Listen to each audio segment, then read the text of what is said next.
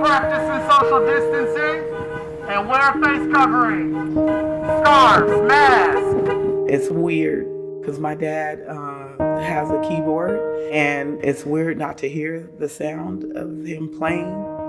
The doctors was giving us updates that he was on the low end of survival. At that point, our next thing was to do was just pray.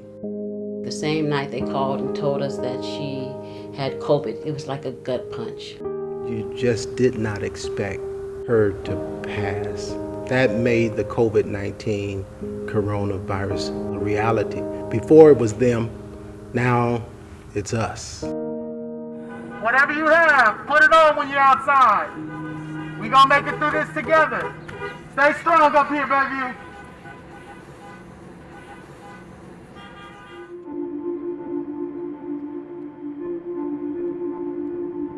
Honestly, I didn't think it was going to hit like this. Quite a few people in the Bayview was affected by COVID-19.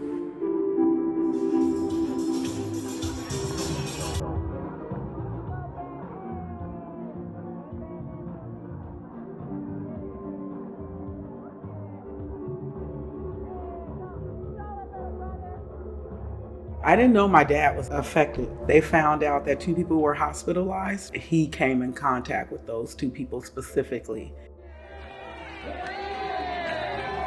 The other day, I thought I heard his footsteps coming up the stairs, but there was no one there. A lot of things flashed back.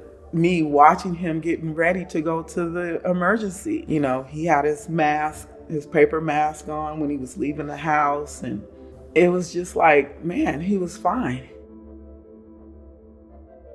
The only time they allowed me to see him was when they thought that he was not going to make it through the night.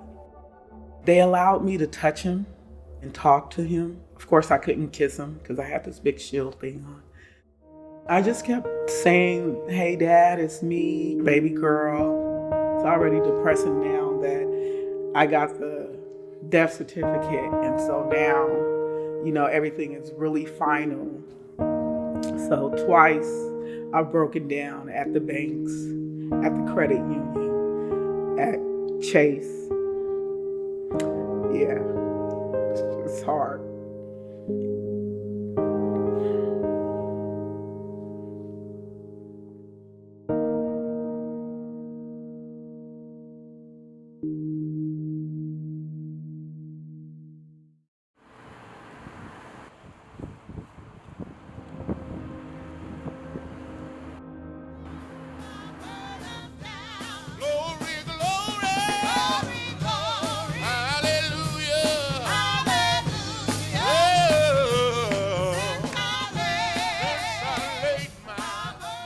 Special shout out to one of our mothers who've gone home to be with the Lord, Sister Tessie Henry. This is the first Mother's Day that we will be without her. Sister Henry was one of our seniors that had a lot of life. She would always tell you that, you know, she may not have had the education, but she was wise. When I called her one day, I said, Mama, do you think you have the flu? And she said, Natalie, I've had the flu before, and this feels different. I still feel that phone call. When he said, your mother has COVID, that punch, that it was just such, it was so intense. We hear about it, it's in the news every day. The fact that it would get this to little woman over here, it was unimaginable. My biggest problem is right now is I can't call her and talk to her. I call my mother all the time and talk to her. I realize that there's a hole in my heart and it will never close. That hole will never close. It will always be there. In honor of her, I just have to live. She loved life. She wasn't ready for this. None of us were.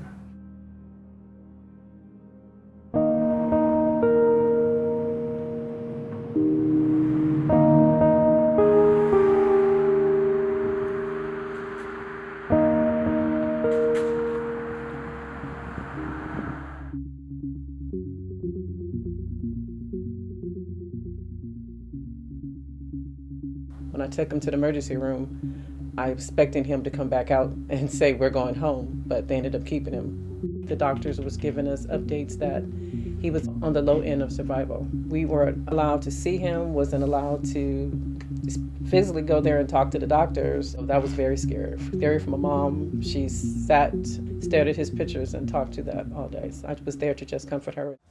Hey, Daddy. Better when I came in, huh? Hell yeah.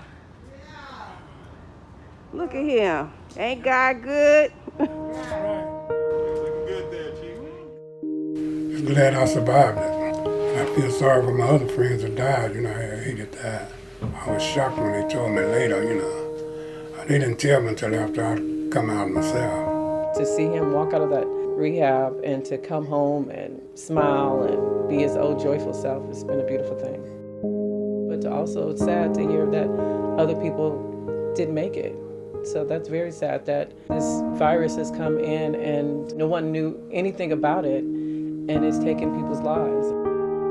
Take it serious because this isn't something that we can play with. Also has taught us that you have to stay close to your loved ones.